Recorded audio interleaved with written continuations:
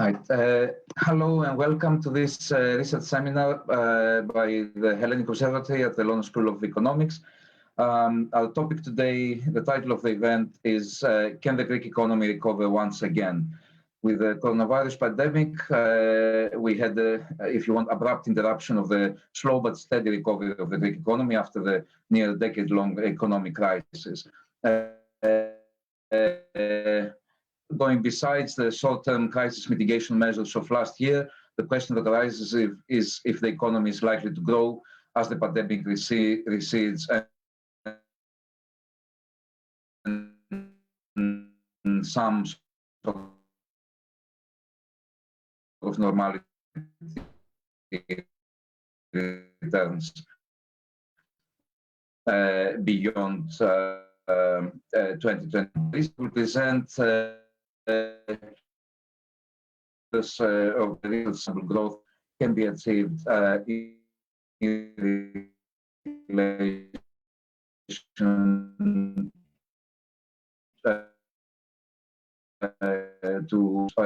indeed, today comprises of introducing to you in the order of the presentations. First, Peter Sanfey. Peter is the Deputy Director for Country Economics and Policy within the Department of Economics, Policy and Governance of the Ebrd. Also, between 2017 and very recently until 2020, also Senior Visiting Fellow at LISI, the Research Unit on Southeast Europe at the London School of Economics. Peter has a BA, a bachelor's degree in economics from Trinity College Dublin and a PhD in economics from Yale University. Early in his career, he was lecturer in economics at the University of Kent before joining the Ebrd. At the Ebrd, he has published widely in academic journals on issues related to economics transition, labor economics, macroeconomics, but also something which is an area he's been speaker is Dimitris Sourvanos. He's an associate counsellor in the governance and political affairs team at the European Construction and Development, with a focus on Southeast Europe. He joined the and prior to that, he was research assistant at the healthcare at the and in politics and prior to that, between 2016 and 2018, he was deputy head of the office at the French Treasury, focusing on developments in the international financial architecture. And previously, she worked at the World Bank in the doing business team. She has bachelor's and master's degrees from Sciences Po in Paris and is currently PhD candidate in economics at the University of London at the School of African and Oriental Studies. Now, besides our three panelists, we also have the pleasure to host as discussant Professor Dimitris Vagianos. Dimitris Vagianos is Professor of Finance at the LSE, where he also acts as is Director of the Financial Markets Group of the department and Director of the Paul Woolley Centre for the Study of Capital Market Dysfunctionality. He's Fellow of the British Academy, Director and former Managing Editor of the very influential journal Review of Economic Studies. He's also Research Fellow at the Centre for Economic Policy Research, Research Associate at the National Bureau of Economic Research in the US, and a former Director of the American Finance Association. Perhaps most famously to the audience, he is also a member of the Psaridis Committee, which is tasked with developing a growth plan for the Greek economy under the current administration in Greece. And I think this capacity links also very, very much to the topic of the seminar today and the presentation on the growth diagnostics that we have from the Ebrd. Now, before I pass the floor to our discussants, let me make a couple of announcements. The seminar is being recorded. Barring to any technical difficulties, it will be available online as a podcast from our website. And those of you who use Twitter, please use the hashtag LSE Greece. At the end of the presentations and the discussion, we'll open the floor to questions and answers with the audience. So if you want to submit your questions, please use the Q&A button function at the bottom of your screen. The questions will be submitted to me, and then I will pass them on to the speakers for the comments. If you're watching the event live from Facebook, you can submit your questions through the comments as comments, and then we'll pick them up from there and pass them on again into our discussion.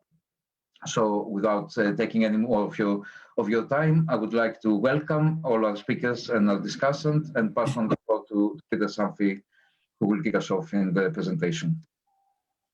Peter. Thank you very much, Vasilis. It's a great pleasure to be here in this virtual format, and I thank everyone at the Hellenic Observatory for the invitation. Now, before we get into the substance, I want to say a few words about the why we're doing this report. And some of you may be asking, why are analysts at the Ebrd looking at Greece? Wasn't the Ebrd set up to look at post-communist transition countries?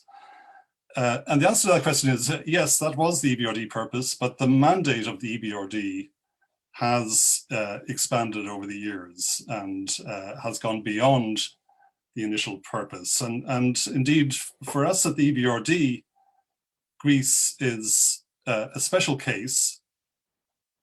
So Ebrd involvement in Greece as an investor is on a strictly temporary basis. Perhaps, Dimitris, if you can go back to the first slide. Yes, thank you. I'll come to that in a second. So our involvement in Greece is on a strictly temporary basis. It began in 2015 at the request of the Greek government and with the approval of all their shareholders, on the basis that the Ebrd would be well placed to help Greece recover from its economic crisis. Now, temporary initially meant until the end of 2020, but the mandate has been extended until the end of 2025. So Greece is a very important investment country now for the Ebrd. In fact, it's one of our biggest countries now in terms of annual investments. Already since 2015, we've committed more than 4.2 billion euros approximately, around 800 million in 2020 alone, in more than 70 projects, 70, all of them in the private sector. Now, of course, the Ebrd cannot do everything. We have to be strategic in our investments. And our current strategy is to target three broad areas. One is private sector, corporate sector competitiveness. Secondly, we're encouraging sustainable energy and infrastructure development, again, with a focus on private sector. And thirdly, we're strengthening the resilience of the financial sector. So these are the main areas where we are involved in Greece. Now, in order to understand where we can have the most impact, this is where our role comes in as economists and political specialists. So what Julia and Dimitris and I are trying to do in this presentation and in the accompanying diagnostic paper is to take an independent diagnostic view of some of the main issues facing the Greek economy, and in particular facing the private sector in Greece. So I want to stress up front, this is not an attempt to give a blueprint for the whole economy. It's not an all-embracing growth strategy, and it's certainly not meant to be a rival to the report that Professor Sourvanos and Professor Pissarides and others produced recently, the so-called Pissarides report, which Vasilis alluded to in his talk. We see it really as something perhaps complementary to that, an analysis which is really focusing on some of the obstacles that the private sector in Greece is facing, to assess how serious they are and what can be done to address these. Now, the analysis in our paper and in this presentation is based on a framework developed at the Ebrd, and that's a framework that we call the assessment of transition qualities. So Dimitris, if you can show this slide, and so ATQs, as we call them, what are they, and where does Greece stand compared with other countries where the Ebrd is investing? Well, perhaps we can go to the next slide, Dimitris. Let me say first what these are. Firstly, these ATQs were first introduced in 2017. They replaced old transition indicators that we used to produce each year, and because it's based around a new framework which is designed to track and monitor progress in the countries where we're investing along what we call 6 qualities of a sustainable market economy. I will say in a minute what these 6 qualities are, but just to say that the ATQs, it's a very rich source of information. It's very much data driven, based on more than 130 indicators, drawing on a wide range of sources from national statistics, from international institutions, from surveys, and from our own investments.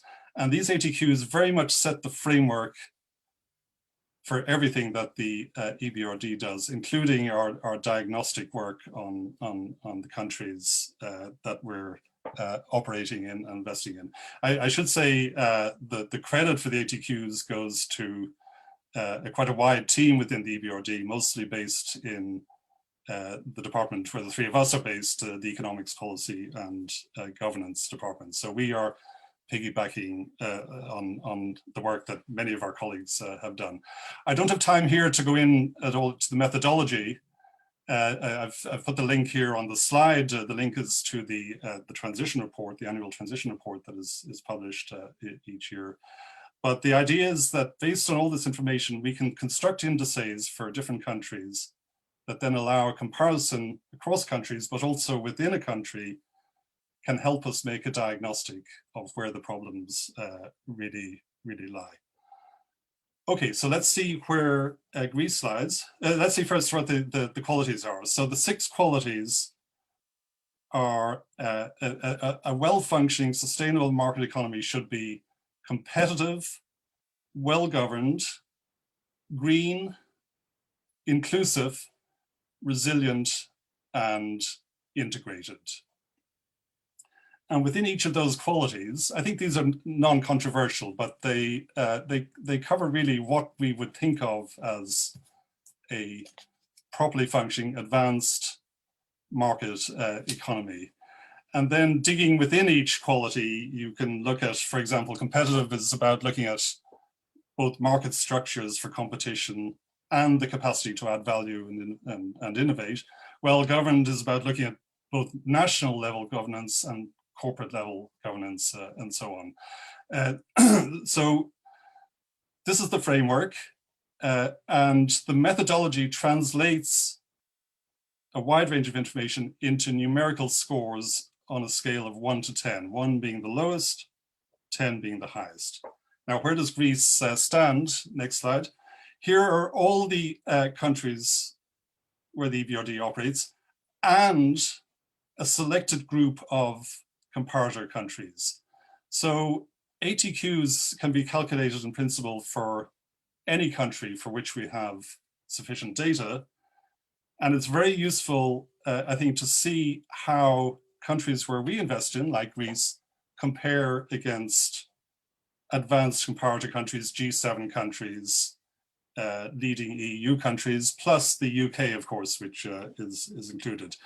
And if you see where Greece stands, so we've put Greece in the middle here. The arrow points to Greece. It's part of Southeastern Europe. I think to summarize where Greece stands, the short and brutal summary would be, could do better. It is true that Greece is above the Ebrd average, the average among Ebrd countries, but that's not a very high benchmark. I think the relevant comparison for Greece would be EU countries, advanced OECD countries. And when you compare against those, Greece lags behind. Now let's take one more slide on this. Let's look at the individual scores. So what you see in this chart are the scores for each of the 6 qualities. So for example, Greece scores on a scale of 1 to 10, 5.94 for competitiveness, 5.82 for well-governed, and so on. And you see in that chart a little bit the comparison against the regional average, the Ebrd average, but also the comparators average. And when you look at the comparators, you see the significant gap between where Greece is now and where it would like to be. And I think that applies to all of the qualities. The gaps are particularly large when it comes to competitiveness and well-governed. And on that, I may single out governance as being the #1 issue we identify in this diagnostic paper. Governance is a particular problem, I think, in Greece, and is holding back the private sector. When the new government came in mid-2019, I know they promised to put governance, rightly, in our view, at the heart of their economic program. But governance is something that takes a lot of time to tackle, and while we are seeing improvements, the improvements are only coming slowly. So on that point, to take up the governance theme, I'm going to pass the floor now to Dimitris Sourvanos, who's an expert in this. And after Dimitris, Julia Brouillard will then discuss briefly some of the other obstacles and issues we identify in the paper. Dimitris, the floor is yours. Thank you, Peter, and thank you very much, Vasily, for the introduction earlier. It is a great pleasure to be back at the Hellenic Observatory, which I always consider as a second home here in London, and even a greater one, I must say, to have you as our chair today. One of my first professors on political economy at the LSE almost 9 years ago now.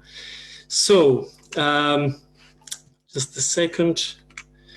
So as the political scientist in this group, I was tasked with analyzing the well-governed quality for Greece, which, as Peter just said, has the lowest score among all 6 qualities for the country. I must say that this was both easy and difficult at the same time.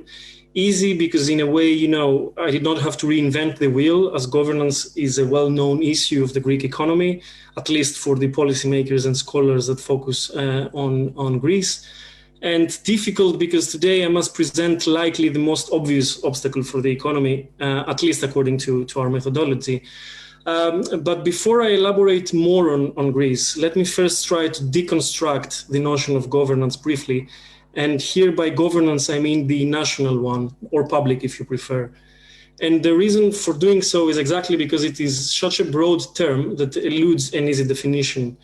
Most definitions rest on 3 levels or dimensions. First is authority, second decision-making, and third accountability. In fact, in our 2019 transition report, which had the title Better Governance, Better Economies, we offered an alternative definition. We presented governance as the second invisible hand next to the one that Adam Smith described almost 250 years ago now. This second invisible hand, which includes the quality of rules, regulations, and institutions, is what actually makes markets more efficient. By the way, you can find all our transition reports, including this one, online with just a simple Google search. But the shortest definition I found out there, and please feel free to let me know if you find the shorter one, is the one provided by the Institute on Governance that I have on my slide. So what it says is that governance is how society or groups within it organize to make decisions. Simple as that. From this definition, 3 main questions derive, in my view. Who has a voice in decision-making? How are decisions made? And who is accountable? Maybe we can add also how someone is accountable. And now, before I move to the Greek case, let me also mention that the United Nations have also come up with the 8 principles of good governance. For the sake of time, I did not include those in my presentation here, partly because these principles are captured by the worldwide governance indicators that I have on my slide. The worldwide governance indicators, or WGI, are produced now on an annual basis by our colleagues in the World Bank, and are one of the most credible composite indices on assessing governance globally. The first data set was produced in 1996, while the latest one is from 2019, as you see. We're expecting the 2020 data set very soon, I expect. Now, what WGI does is that it looks governance through 6 dimensions, the ones you see on your screen. The scores range from minus 2.5 for the weakest performance to 2.5 for the strongest performance. And this is how Greece performs across time. Sorry, you see it on the screen. The first thing you will notice is that standards of governance today are lower than the country's standards in the mid-90s. The second thing you may notice is that control of corruption and political stability fell below 0 during the Greek crisis. With regard to political stability, let me just tell you an indicative statistic of the Greek crisis period. After the agreement on the first economic adjustment program in 2010 and since 2012, 5 snap elections, 2 in that year, 2012, 2 in 2015, and 1 in 2019, plus 1 referendum on bailout terms have been held. And these statistics leave aside the scheduled European and local elections of 2014 and 2019 that always increased political tensions for some months in all EU countries, actually. They also leave aside the statistics, the 2 presidential elections, with the one in 2015 formally triggering the snap elections of January of that year. The broad cross-party consensus in the presidential election of last year with the first ever female Greek president was a sign of increased political stability in the country. Of course, for those not familiar with the country, Greek president is elected by the parliament, I must say here. Now, third thing you will notice is that the rule of law variable, which was the second strongest indicator for the country, has now the second lowest score. This is the dark blue line on the graph. In other words, it has the largest drop since 1996. But I know that I have presented a rather gloomy picture so far. So there is a positive element here, and this is that all variables seem to have an upward trend recently. This is something that I really want to highlight in this presentation. Now, after comparing Greece with itself across time, I wanted to also compare it with the EU member states so that we also see where it stands, as Peter mentioned earlier. But after running a few graphs, what I decided to do was to compare it with the new EU member states, or EU 13 if you prefer. By the way, this means the countries that entered the Union after 2004. And the reason for doing that was twofold. First, because with the exception of Malta, which is the smallest from the EU 13, all the other new EU member states either are or have been Ebrd countries of operations. So you understand how important it is for us to see where Greece stands compared to those. I myself have covered most of those countries during my time at the Ebrd, thus collecting similar data for them. Second reason was that I wanted to compare Greece with countries that started either from a lower governance standard or more or less the same in the mid-90s. It would not really strengthen my point if I included here countries like Sweden, the Netherlands, Germany, you name them. And what you see here is an evident gap between Greece and EU 13 in almost all dimensions, but in fact a gap that has been narrowing recently thanks to the reform efforts by all Greek authorities. And here are the graphs on the rule of law and control of corruption where the picture is clearer. But also voice and accountability, where Greece has now overcome the EU 13 after a decade of decline.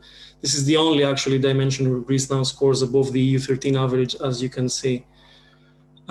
We can come back to those slides if you want later. But now, leaving aside the WGI for a moment, here I present something that you already saw in Peter's slides, but you saw it for all 6 qualities and all Ebrd countries of operations.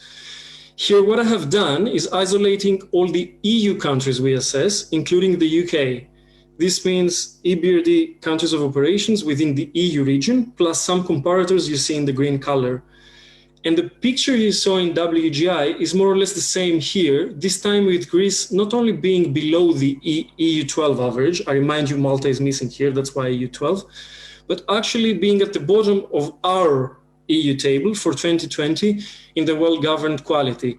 Again, I remind you that this includes also 25% of corporate governance assessment and 75% of national governance, which is the topic of my presentation. It is also noteworthy that our comparators, the advanced economies, have well-governed as their strongest quality among all six. If we could go back now to Peter's first slide, you would see that the well-governed quality was the strongest for the advanced economies. This shows how fundamental governance is for other areas of reform. Governance gaps matter as they hinder investment and prevent the efficient allocation of resources within the economy. But again, I've told you that we need to highlight the positives, and as Monty Python once said, always look on the bright side of life. Here you see Greece's scores in the well-governed quality since we started assessing the country. And this increase of 0.3 from 2017 to 2020 that you see there is one of the most significant increases in the whole Ebrd region. I actually checked all data for all Ebrd countries of operations, not only those in the EU region, but all 37 now countries of operations. And trust me, that was one of the most impressive improvements in terms of score. It was actually in our transition report that I mentioned earlier that we acknowledged the stagnation of our countries when it comes to governance. So here Greece is an exception. This timeline presented here also coincides with our presence in the country. So I would like to think that we have contributed a little bit to that picture, and credit should of course go to our colleagues in Athens in that case. Now, as a proper political scientist, which is a rare at the Ebrd, I assure you, I will very quickly go beyond the numbers. Here, I try to summarize some of the factors that you can find in the academic literature and might explain why governance remains such a persistent issue for the country. Of course, we would need another seminar in order to elaborate on each of those. But I would need to mention the inherited statism, which is a characteristic of Greece's political economy. According to the varieties of capitalism theory, Greece is a hybrid, or if you prefer, mixed market economy that has elements of both ideal types: coordinated market economy, for example, Germany, and liberal market economy, for example, the US or the UK. As a result, Greece fails to present an ideal type of market economy, having only some elements of both types, but not all, thus not being able to be in one of those categories. The VOC theory, the varieties of capitalism theory, makes a great argument on institutional complementarities that is also captured in the Pissaridis report, to which Professor Vagianos here has contributed, but we can leave that maybe for the Q&A or as food for thought. Other characteristics are the insider-outsider distinction or differentiation. An example would be small companies that lack political voice. And here I would like to mention the amazing work done by our dedicated team in Athens on small enterprises, which has helped over 100 companies providing advice since 2018. Weak civil society and clientelism may also explain the situation, with clientelism not only sustaining a culture of corruption, but also implying a misallocation of human resources. Other factors are the weak interministerial coordination and the argument made by Professors Featherstone and Papadimitriou recently about the position of the Greek Prime Minister, who has nearly a presidential role, but in fact lacks the centralization of resources frequently, thus being an emperor without clothes, as they argue. Here I must say how lucky I was to be part of this book project back then, and how I miss those days if Kevin and Dimitris are on the call. By now you have seen, I will once again close my part by presenting a positive image and mention the notable progress of recent years, now looking beyond the numbers. I'm an optimist, and I believe that this progress will continue despite the anticipated interruptions caused by the pandemic. Some of the areas that need to be mentioned here are public administration, with a good progress having been made in developing a human resources management system, reforms in the area of public procurement. Of course, one of the very few positive things that have happened during the pandemic was the advancement of the digital agenda. One may say that the pandemic worked as a catalyst for this, actually. And I left the judiciary for the end, as even though a lot of progress has been made, latest EU reports, this means the new EU rule of law report that was published by the Commission in November, and enhanced surveillance reports highlight existing weaknesses here, especially when it comes to the digitization of the system. This is also a section in the Pissaridis report, together with public administration, and very good suggestions have already been made there. And now I've probably run out of time. So with this, I stop and we move to the banking and financial constraints. Over to you, Julia. Hello, everybody. It's very nice to be here. Thank you for hosting us to the LSE. It's always a pleasure to share our work, and especially with such knowledgeable people as you guys. So what I'll try to do in my part is I'll try to go over the other obstacles to private sector development that we see in the diagnostic, starting with the banking and financial constraints, because that's one of the biggest ones. So in terms of the banking sector, the structure of the banking sector has changed massively since the 2009 crisis. It's now a highly concentrated sector. We used to have 35 domestic credit institutions in Greece in 2009. In 2019, we only have 15. So it's a massive change. It's mainly domestically owned. We only have 20 foreign banks operating with local branches there, and it's also much less visible. They're minus between 2010 and 2018, we had minus 51% of bank branches, minus 35% of ATMs, and minus 38% of banking employees. This means that if today you walk around the streets of Athens, it'll be more difficult to find a bank, more difficult to find an ATM, and more difficult to find a banker, or at least less easy than it was before. The sector is also less profitable. This is mainly due to the write-off on NPLs, which weighed on interest margins. We'll see a bit later on NPLs, and provisioning also remains significant. It was 37% in 2018.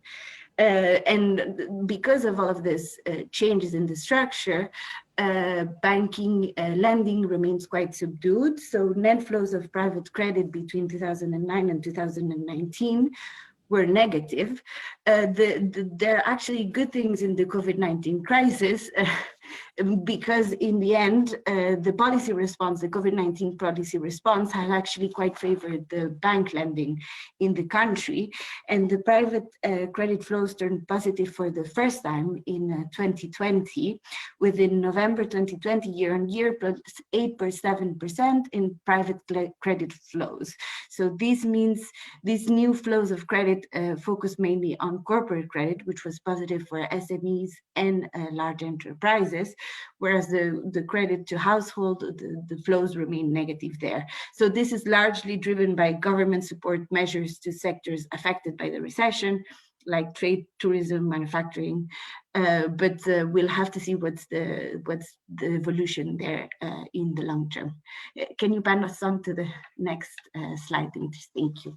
So the main challenge to improve the situation of the banking sector in Greece is obviously reducing the level of NPLs. They're amongst the highest in the EU, so they stand at 36.7% of loans as of June 2020, and I was just saying before, they weigh on the profitability of banks. There have been the strong efforts by the government and the banks to reduce the level of NPLs, and if you look at the graph on the right-hand side of the presentation, you can see that there's actually a tendency towards reducing the level of NPLs. And then there's this new scheme to reduce LPLs called Hercules. The name tells the level of ambition. This scheme is voluntary and managed by private investors, and the goal is to help reduce the level of NPLs. And the 4 systemic banks have actually participated in the scheme. Now, with the COVID-19 circumstances, plus the scale of the Hercules scheme, the latest report of the European Commission does mention that this will not take the level of NPLs below the double digits that it is right now. And the level of NPLs will remain above the EU average. So the government will need to take more measures to reduce the level of NPLs, and this remains one of the major challenges for the Greek economy in the years to come. And next slide, please. Thank you. So another challenge we see for the private sector is the degree of openness of the Greek economy. So the economy the openness is quite limited by EU standards. So only around 20% of the Greek value added is actually produced by foreign demand. And this is the second lowest in the EU, despite increasing by almost 5 points and being very, the level of openness is very different depending on the sectors. And as you can see in the two graphs here, the level of integration into global value chains is quite limited as well, compared at least to its peers. Next slide, please.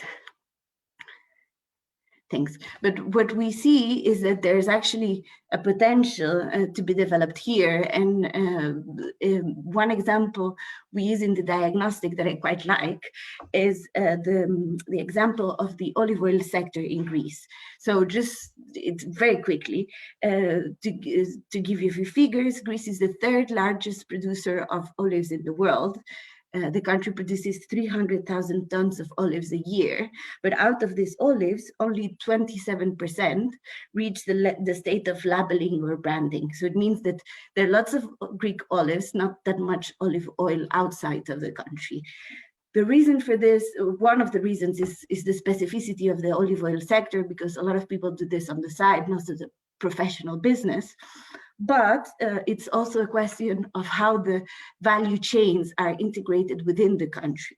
So if the country were to develop its infrastructure and the capacity to have a continuous value chain, then the potential of the sector would be developed greatly. For example, countries like Spain or Italy export 50 or 60% of their olives in a transformated state, so as olive oil. In order to do that, so the country needs to develop its infrastructure. But in recent years, there's been limited investment in the sector. So, for example, a PwC report in 2019 mentioned that there was an average shortage in spending in the infrastructure sector of 1.4 billion a year. That's huge. And there have also been problems of difficulty in the execution of projects, but also the observance of. So how to develop the infrastructure. If we were to develop the Greek infrastructure, there's another potential to be developed there, which is the regional,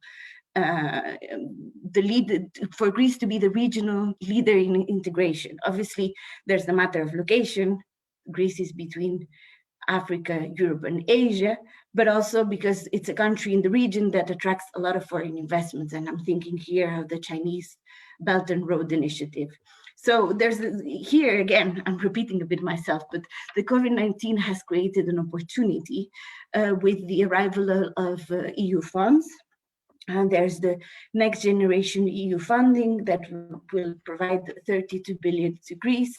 And the government has said that they're willing to reform, to rationalize the railway projects, etc. So there is hope there, but there's definitely a need for investment and rationalization of things. Next slide, please. Thank you. So another topic we do look into in the obstacles to private sector development is privatizations and PPPs. So privatizations famously became a relevant source of revenue during the 2009 crisis, and very quickly the government and all the parties involved considered that they would be a quick source of revenue. But they proved quite difficult to pursue, especially in the times of crisis, because it's difficult to attract investors when there's a crisis. because there were a high level of legal and regulatory complexities in Greece, an imperfect land registry, etc. So they did not provide the revenue that was expected. With the third adjustment program, the Hellenic Corporation of Assets and Participations, the HCAP, was created and helped a lot rationalize both the privatization process, but also improve the corporate governance of SOEs. They've conducted important sales and they've been quite successful in pursuing privatizations. And what's good in this area is that the current government remains very committed to pursuing privatizations despite the COVID-19 context. And there have been some successful projects such as Hellenikon, regional ports, etc. Some projects have obviously stalled because of the COVID crisis. I'm thinking, for example, there was a sale of the Athens airport. International airport. It's quite difficult to quantify an airport in current times. Others are more difficult, but the goal is to continue with privatizations. Now, one final sorry, next slide. Thank you. One final obstacle to private sector development we see, but it's also an opportunity, is the energy sector in Greece. And now, again here, the strategic location of Greece is an opportunity, and the country could be a regional energy player quite easily, but this requires for the PPC, the power company, to be restructured and the governance of the company to be improved, especially in the current context where power companies are having a difficult time go through the COVID-19 crisis, with people struggling to pay bills, etc. And the other challenge that is also the opportunity is how the energy sector will move toward renewable sources of energy. And for this, the Greek government has been very ambitious. One of the set objectives is to phase out lignite, so coal, by 2023. And in doing so, the government wants to actually expand the project, not to a transition to green energy, but also a just transition. So they want to, so the regions where coal is mainly produced are in Western Macedonia and Megalopolis, and the government wants to help this regions transition from coal, but also diversify, create SMEs, regional competitiveness, etc. So in short, if they do manage to do this, it will be an example for the rest of Europe on how to do a just transition into clean energy. And I'm stopping here. I hope I wasn't too quick, and I'm passing the floor to Peter. Thanks very much, Julia. And just to wrap up our part, I know we're slightly over time, so just a couple of words to say that while we have focused here on the obstacles and the challenges, we do remain optimistic about the prospects for Greece. So we expect growth this year. Our current forecast is 4% growth in 2021, but with significant potential for upside and potential for really strong growth from 2022 onwards, provided the progress that we've seen actually is in addressing some of these challenges is maintained and stepped up. Vasilis, I'll pass it back to you now. So.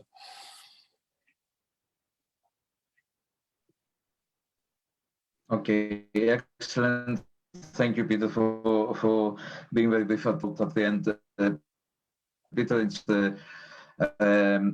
you're sticking to the predictions about very positive growth rates, comments, and identifying obstacles not only in governance but also across a range of topics. I think I also have sound problems, so I will directly pass on the floor to our discussion. Dimitris Vagianos. Dimitri, the floor is yours. Okay, thanks very much. So I will just make a few comments based kind of to a large extent on the Pissarides report, so on the work that was done with a number of colleagues. So first of all, let me say that let me start with actually the last thing that Peter mentioned about the growth forecast for Greece. So as also it's mentioned in the Ebrd report, there is a forecast for 4% growth in 2021, and potentially kind of reasonably high future growth. But then the question is asked, okay, what will be driving the growth past 2021, and what are the conditions for Greece to have this kind of this high growth after the rebound in 2021? So I think it's, and this I think is a line also in the report, I think it's wrong to believe that after the pandemic the problems will be somehow solved. The reason for why the economy just kind of did pull in 2020. So in other words, what I'm trying to say is that to have a sustainable growth past 2021, there will be a lot of important efforts that will be needed. So it will not just come out high growth past 21 just by itself. So the report takes a view that is kind of a very much microeconomic based view on the issues, kind of on the various institutions of the economy and how this can drive growth. And I very much agree with this kind of approach at looking at the micro level, at the micro and the institutions, and this also the perspective that we take in this report, in the Pisaridis report. In the Ebrd report, primarily what is emphasized is the aspects of the business environment, kind of from the point of view of private firms, also aspects of infrastructure. Of course, in the growth plan, the Pisaridis report, we also get into a number of other issues. It's kind of just a broader set of questions that we have to address. In particular, kind of social issues, education, labor markets. Also, kind of in some more detail, we get into some sectoral issues. So, what I would like to do is first of all to start with the kind of to complement in some sense what was said before by the previous speakers. I would like to just show a little bit the macro picture. So let me go into this presentation that we have. Okay, so here is the some kind of growth forecast for Greece past 20 for the next decade, and this is kind of just on average over the decade. So the kind of the status quo, kind of a default type of a forecast, is that is made by kind of most is in the ballpark of what most international organizations kind of forecast, is about 1.5 to 1.7% real growth. And what we believe is that it's possible to, and this also I think was a bit inherent in Peter's remarks at the end, it's possible to have a higher growth. We kind of talk about a positive scenario where growth rates can be on average 3.5% over the decade, and we think this is feasible, but under kind of specific conditions. Kind of a number of things have to fall in place. So we think that out of this 3.5%, 1% can be achieved by employment growth, and the 2.5% by growth in labor productivity. And I will explain a bit more how this can be achieved. But under this kind of more positive scenario, if kind of, let's call it the positive/optimistic scenario, then Greece will do some significant catch-up from the current of 67% of its GDP per capita in terms of as percent of EU average. It could go to 81% at the end of the decade. And okay, exports could grow to about 50% of GDP from the current 37%. So to reach this scenario, so first of all, so in terms of employment growth, in some sense there is what makes it easier to reach this target of the 1% growth per year is that there is very high unemployment, which will go down eventually, and hopefully will go down, start going down quite soon, as it has already been going down over the past years. So, but at this, kind of at the same time, what we think is essential to achieve this target is to improve the participation rate, especially by under participating groups in the labor market, women and the young, and also actually those kind of close to retirement. So this has to counter the unfavorable demographics. And to raise labor productivity, kind of to have this 2.5% growth, then what is this can come partially because of and it could come partially because of an increase in TFP, total factor productivity, But what is also quite essential, and this is kind of maybe the biggest challenge, is to have an increasing productive investment. And actually, many of the things that are noted in the Ebrd report are targeted towards this goal.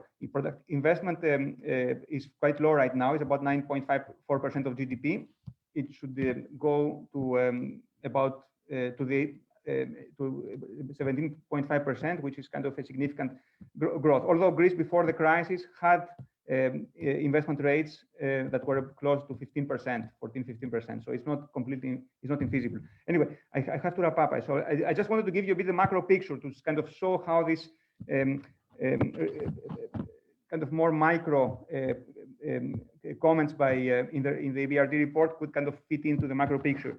So let me comment a little bit, and then I will wrap up on the okay. So I think on the kind of what it takes to achieve these macro targets. I mean, in some sense, what we say in the Brouillard report is quite in line with that. I mean, we just cover a few more areas, but it's in line with that.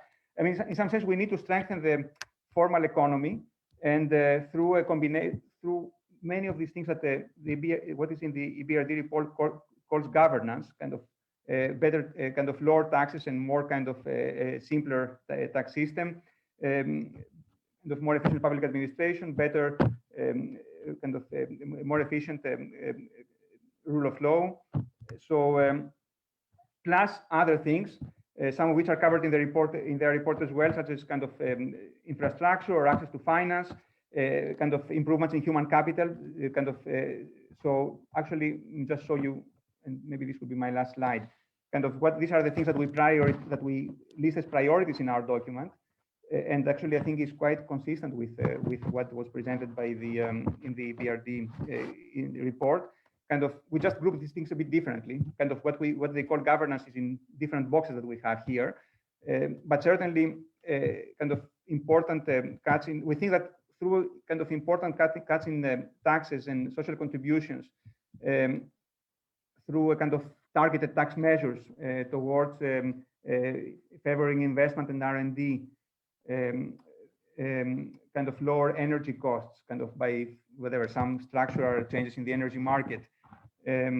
So this is what is in the left box.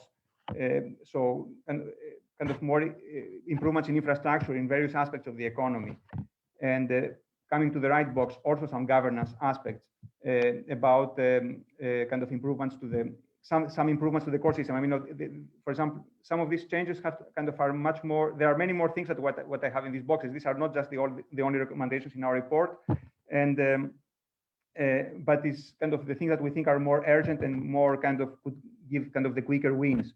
But certainly, anyway, so some improvements in governance in the public sector, plus whatever is in the middle box in terms of improvements in human capital. And again, there is a significant list,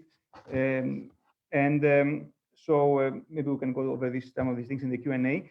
So fine. So kind of there is a path, and which I think is quite consistent also with actions that are listed in the Ebrd report. And let me maybe just stop here, and happy to kind of we can kind of continue maybe in the Q&A. Okay, thank you very much, Dimitris. And also, yes. Thanks for keeping to time. I will, before up to the floor, we already have a number of.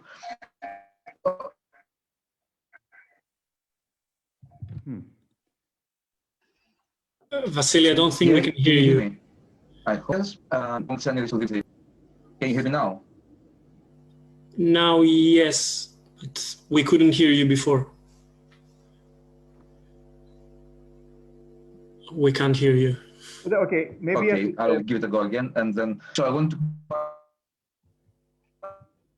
pass on the.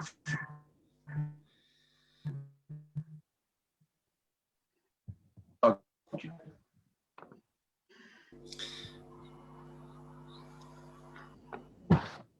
We've lost you, Vasily. Yeah, let me maybe take over the role of the chair, and and then hopefully Vasilis will appear again, and he can take over from me. So I see perhaps what we can do is that I see some questions in the Q&A that I can maybe address them to some of our speakers. So okay. So let me just kind of ask a couple, and then you can to also give you some time to think about them. So one question is to Dimitris Sourvanos, is about what explains the recent improvement in public procurement. Is it EU mandated reform or a domestic initiative? So that's one question. And let me see a little bit more. Okay, another question is on the role of Chinese investment. How does it come in Greece? How does it compare to Ebrd investment in volume, and where it is directed? Do you have a view on Chinese investment? And okay, let me also just throw in a final question. Why interest rates that the Greek government is borrowing are so low, despite it having a very high debt to GDP ratio? So feel free to comment on any of those, and we can continue. Shall I start maybe with the public procurement? Peter, is that okay, Julia? Yeah, go ahead, and then. I would say the answer is both. First of all, because public procurement, of course, was highlighted a lot in the third economic adjustment program. So, of course, it was EU mandated. And over the last year, Greece has carried out significant reforms in that area. These included simplified legislation, use of electronic procurement, a new centralized procurement scheme, and actually the adoption of a national strategy. But since then, and since public procurement is still in the enhanced surveillance framework, if you see all the reports, they mention it, is quite evident there. I know that the Greek authorities, the current Greek authorities, are now preparing a new strategy on public procurement from 2021 to 2025. So there is some domestic ownership there, of course, with heavy influence from the EU. Our own experience as well, we have an expert team, legal transition team in the bank, is that the authorities are open in ideas. They have technical assistance, even DG Reform, formerly SRSS, and before that, Task Force for Greece, are there in Athens. I know that public procurement is mentioned a lot with the discussions with the authorities. So I think it's a mutual kind of relationship. So there is domestic ownership, but of course pushed by the EU. One point I wanted to make on domestic ownership in general, but also on public procurement, is that it has to be, because it was mentioned, I remember, by Professor Pissaridis when he presented the growth plan in November. It is very important, but it also has to be not only top down, which is important, but also bottom up, in the sense that it has to come also from the society, from civil society, from think tanks, from even constituencies through the MPs. So it has to be a domestic ownership that is also bottom up, not only top down, coming only from the government or the centralized part of the government. And with that, I finish on public procurement. Maybe I can comment on the other two questions, but Julia, please chip in, and Dimitris, of course. So on Chinese investment, the question is asking how does it compare in volume and direction. I know the figures on Ebrd investment. I don't know, don't have at hand those in Chinese investment, but I know it's quite significant in Greece and has been quite important. And of course, I guess the flagship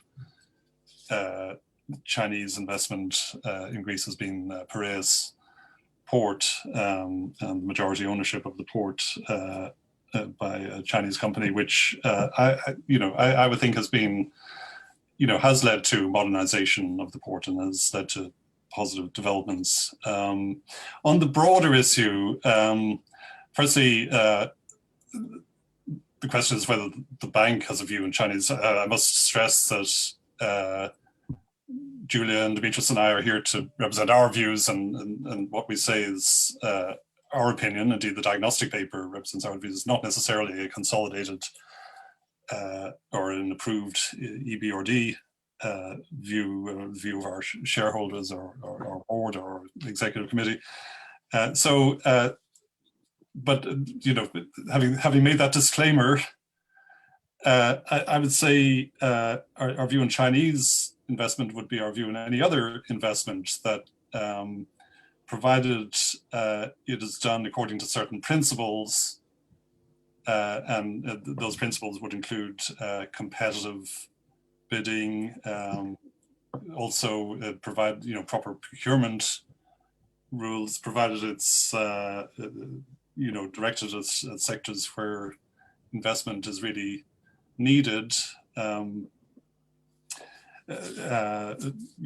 provided it's having spillovers to the other economies. So Chinese investment sometimes comes with a lot of self-contained Chinese labor and so on, and the spillovers in some countries have been limited. But where there are proper spillovers to local SMEs, for example, both upstream and downstream, then it can be beneficial, and I think that's the way we would see it. On the question of debt to GDP and why interest rates are so low, I mean, I think many of people on this in the seminar will know that although the stock of debt is still extremely high, the ratio to GDP is still around 180%, and indeed will probably go higher because the denominator GDP has fallen a lot in 2020. The flow of debt payments is over the coming decade is pretty low because of extensive grace periods. Greece's public debt is mostly to official creditors, and most of it is on highly concessional basis with long grace periods and very long maturities. And I think it is the case that from the early 2030s, the debt payment schedule rises quite sharply. You will recall, many of you, that in 2018, the Eurogroup said that they would, in announcing debt relief measures and in the post-program environment, it announced that the situation would be revisited in 2032, which is an awful, from the point of view, I think, of investors, is an awful long way away.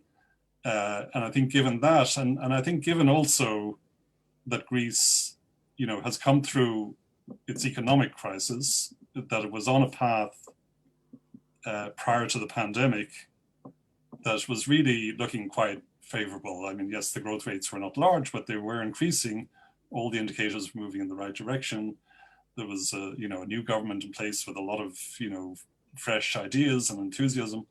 The pandemic has derailed that a bit, but I think we're now looking hopefully at post-pandemic and Greece getting back to the kind of growth rates that Dimitris was talking about, in a positive scenario, 3.5% a year. That would give investors a lot of confidence and make them willing to buy Greek bonds.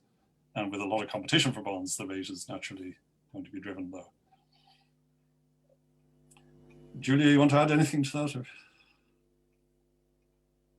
Okay, so let me maybe take a few more. Thanks a lot. I thought these were very clear answers by all of you. So there are some questions about the EU funds. So one question is, are EU funds, to what extent are future growth prospects in Greece reliant on centralized EU transfers? So the current EU grants and loans seem very modest compared to the current US proposals. That's one question. And another related question is, how should Greece use its EU Recovery Fund grants, and how confident are you the money will be well used? So perhaps we can talk a little bit about that. And then there's another question about the reduction in unemployment. I guess I'm partially kind of, this question maybe is partially directed to me, but I guess you can also comment on that, if you wish, on how the reduction in unemployment will be achieved. So I don't know if you want to comment a bit on any of these.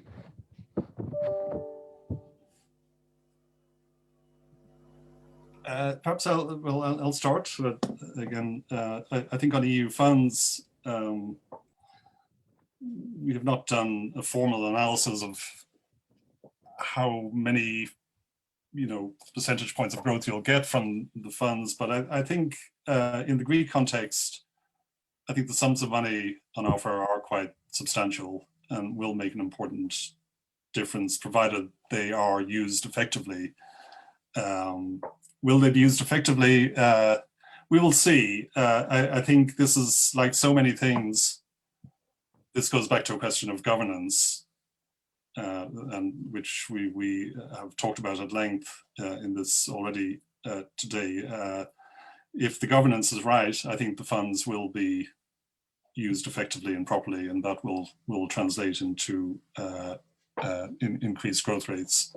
And then, blending to the second question, increased growth rates will help to achieve lower employment. I think this, why Greece has such a high unemployment rate is easily explained. It's because of the many years of very poor economic performance. What will help also are the right labor market policies. So removing unnecessary hindrances to labor market allocation will be very important, and I think there's still a bit more work to do in that. But ultimately, unemployment, I think, would come down with higher growth.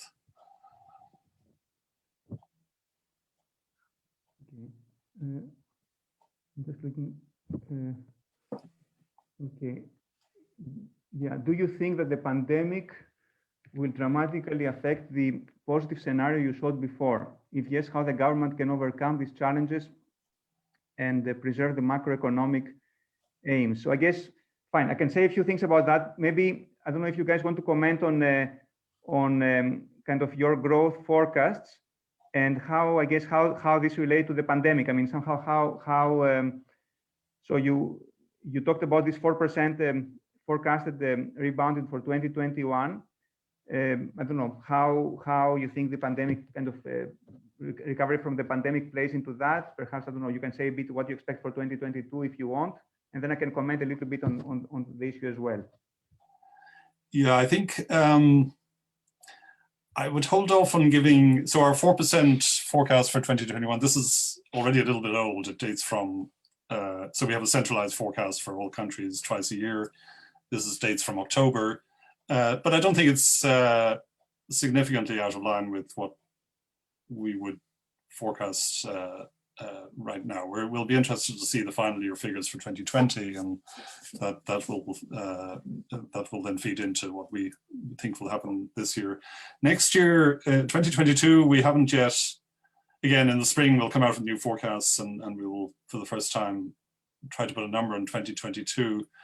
I did the other day see some research, very interesting research from Piraeus Bank, which came up with a very large number for 2022, I think 9.5%, which was partly based on, strong rebound this year and then the carryover effect into 2022.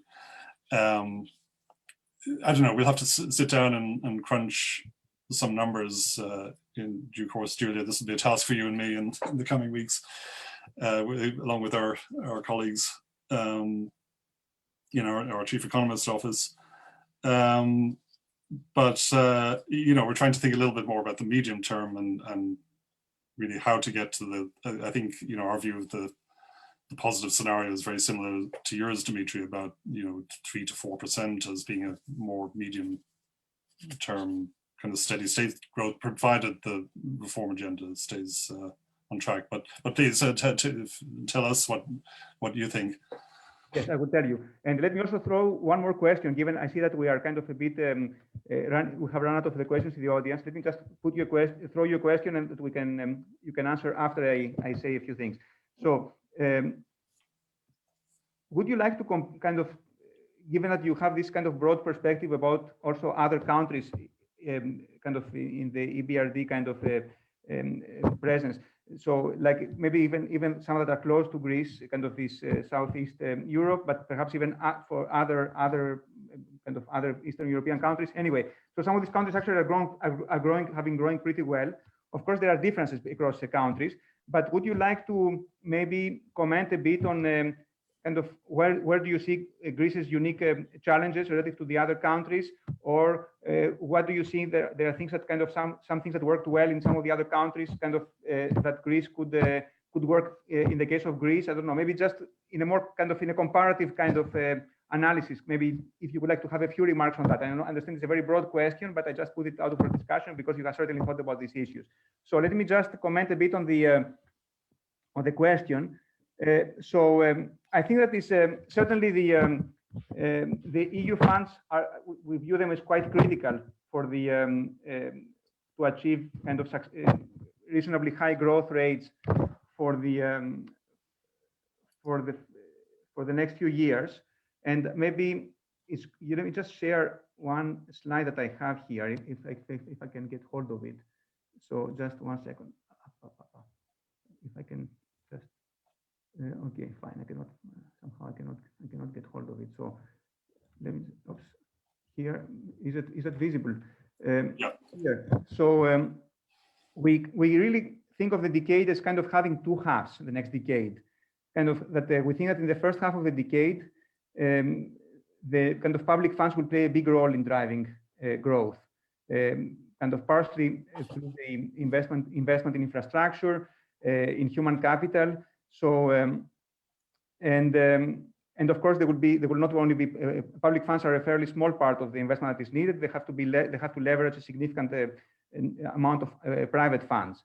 So so we view the first half of the decade kind of as essential in kind of realizing much of what we talk about in the report and much of what our Ebrd colleagues just kind of what was the previous speakers said. So so we think that kind of this infrastructure has to be in place in terms of both kind of physical infrastructure, but also in terms of reforms and kind of a better functioning of the economy to drive growth in the second half of the decade, where the public funds will not be available any longer, and maybe interest rates will be higher, so that's kind of I think our view of that. Somehow the pandemic kind of has kind of done has done some damage. We think but we think the public funds will be quite important for the recovery, and it's very important in the first half of the decade to do much of the reforms that are being mentioned. Okay, so let me stop my sharing and let's go back to the discussion on the. Perhaps we can talk a little bit about the other countries. Let me see if there is any other question. Okay, let's maybe have a conversation about that, and then maybe we'll see if there is any other question. I could comment on the comparison with other countries, since, as you said, we also cover a wide range of countries, actually in 3 continents, and offer kind of a political economy perspective here, since I also cover a few of those EU Ebrd countries of operations. And one thing that I think should be a priority for Greece is to, again, from a political economy perspective, is to find a balance between the soft Europeanization that was in previous years, pre-crisis years, and the kind of, if I may use the term, forced adjustment period. So find a balance that was actually found by the new EU member states, for example, the Baltics, when they adopted the EU acquis. So this domestic ownership that I mentioned earlier is kind of a normal Europeanization process. It's something that the country wants to do in order to be part of the Union. So that would be one clearly political economy argument that I would make. The country moved from the soft Europeanization to kind of a forced adjustment one. It needs to find a balance between those two.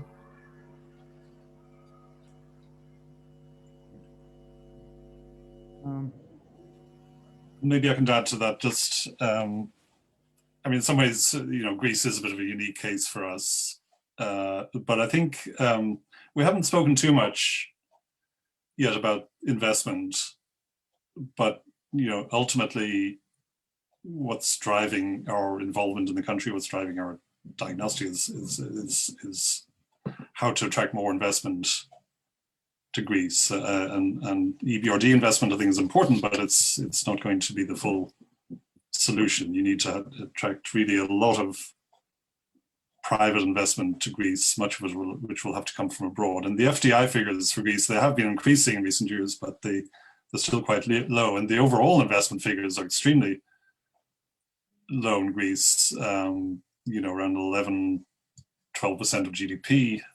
In fact, net investment is still probably declining because of depreciation. So it's really, I think there's countries that have done well where the Ebrd invested are those that have really opened up to foreign investment, not just the funds it attracts, but also the expertise, the skills, and so on. And in Greece itself, there is a skilled labor force.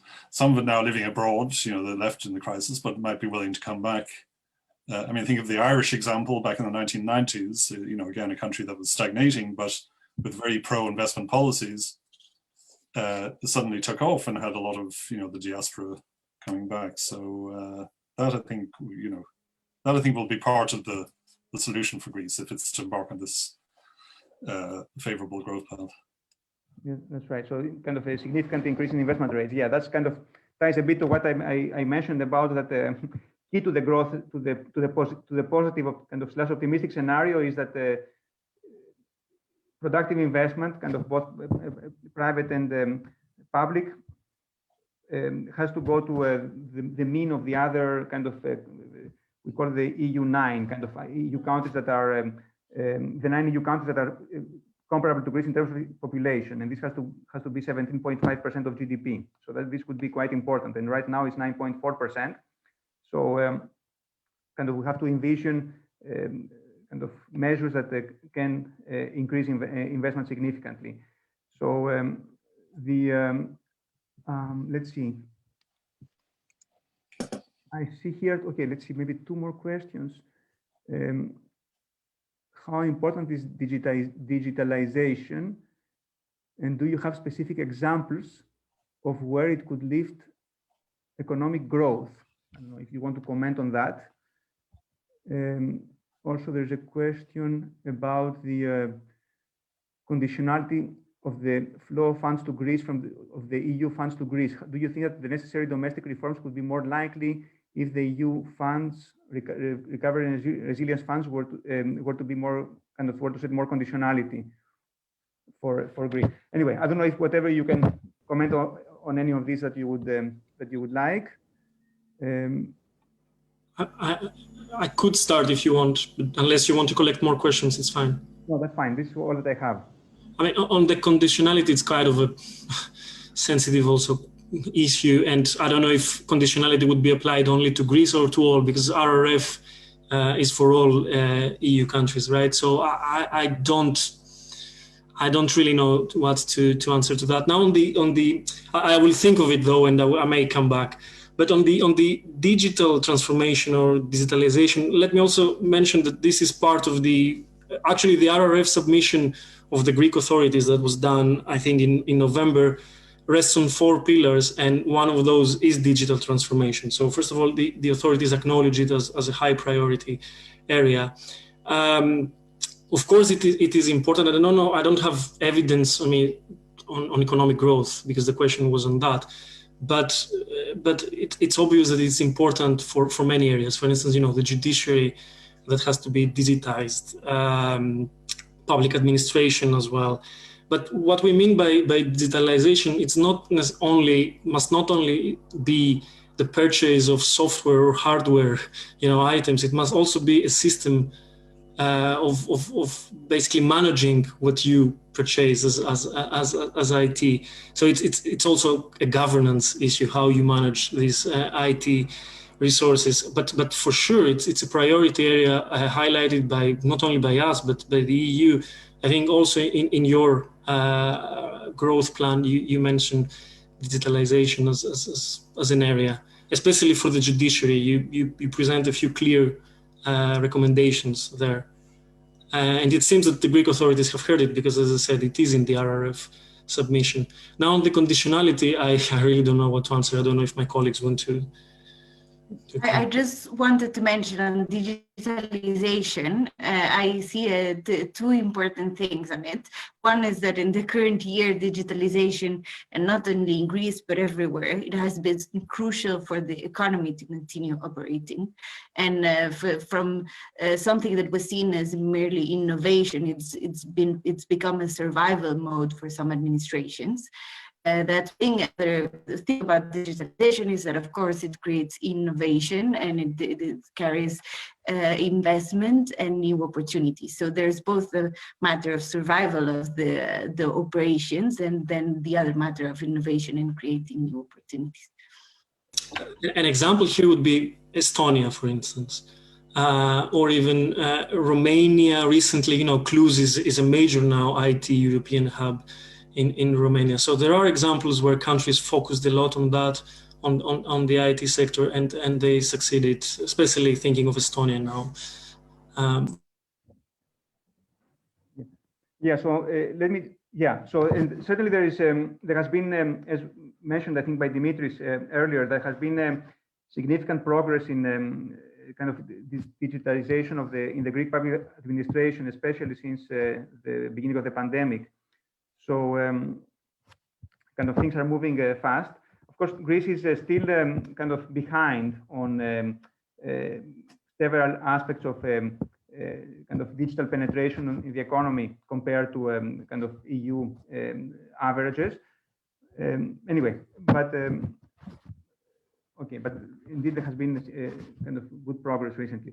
So the others, and yeah, I think the conditionality, on the question of the conditionality, let me just add that I mean, the EU money, just to be clear, it does not come without any strings. I mean, it comes out for specific projects and with specific controls. So it's, I mean, I don't think Greece should not be singled out for any kind of particular treatment. I mean, kind of should be the same rules applying for every country. And I think it should also be said that the Greek government has I think has been one of the has submitted a fairly detailed plan with very kind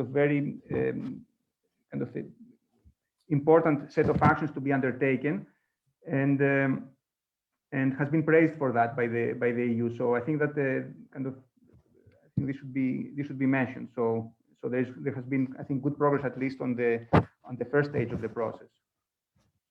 Let me see if there is any other question. Okay. I don't see any other question. Let me just see if there's. Okay, so maybe we can wrap up. Is there anything? Let me go to the to our speakers. Is there anything else that you want to add? Kind of that you feel was not kind of touched on the Q&A and you would like to comment on? We have kind of a few minutes, kind of 5 minutes left. Yeah, I don't think so. I mean, Julian, Dimitris may comment from my side. I think it's been a very rich discussion. By the way, if anyone is wondering about the underlying paper, we will publish that on the Ebrd website in the next, I hope, 2 weeks. We're going to do one final round of revisions. It's been a living document for quite some months, and we're trying to get it up to date with the current situation. So we'll do one more round, also taking into account some of this discussion today. We wanted to wait for the discussion. We'll publish it on the Ebrd website. But I don't think there's anything from my side to add. What about my colleagues? Anything? I think I'm also covered. Julia? No, nothing to add. It was great to get to speak to an audience with such interesting questions, and it will make our report even better, I'm sure. Certainly. Okay. Well, thanks very much to all three of you. So let me then wrap up.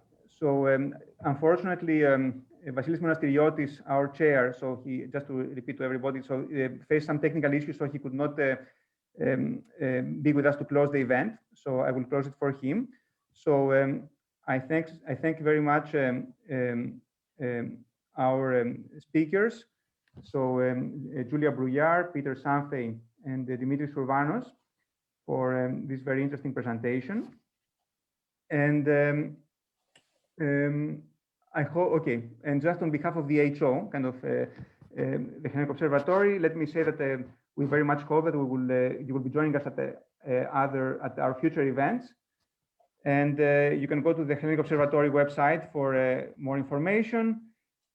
Oh, and the next event, okay, let me just advertise this event, and then I will close, is on Thursday, 28th of January, on Power and Impunity, what Donald Trump and Boris didn't learn from the ancient Greeks. Okay, so on that note, let me... we can't compete with that. Okay, and actually it was very nice to meet all three of you virtually. And okay, thanks to all. Okay. Thank you very much. Thank you very much. Thank you, Dimitri, also for being both discussant and chair. Thank you. Bye-bye. Bye-bye.